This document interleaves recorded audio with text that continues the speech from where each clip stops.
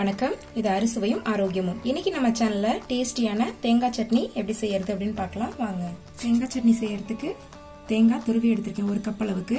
தேங்காய் சட்னி டேஸ்டா இருக்கணும்னா இந்த மாதிரி ஓடு இல்லாம எடுத்துக்கோங்க.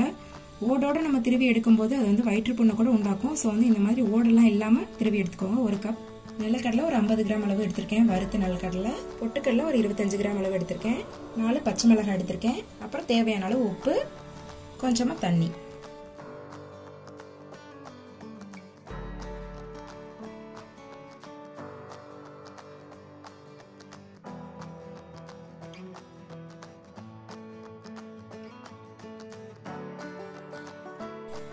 இந்த அளவுக்கு அரைச்சு எடுத்துக்கலாம்.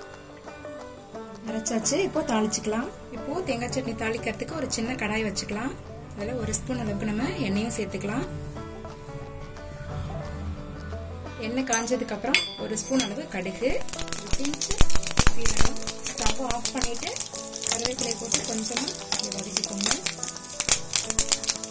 அந்த சூட்லேயே கருவேப்பிலை நல்லா வதங்கிடும். இப்போ இதை நம்ம சட்னியோட சேர்த்துக்கலாம். அவ்வளோதான், நம்மளோட தேங்காய் சட்னி சூப்பராக ரெடி ஆயிடுச்சு. இதை நீங்களும் ட்ரை பண்ணி பாருங்க. இந்த வீடியோ உங்களுக்கு பிடிச்சிருந்ததுன்னா மறக்காம எங்களோட சேனலை சப்ஸ்கிரைப் பண்ணுங்க.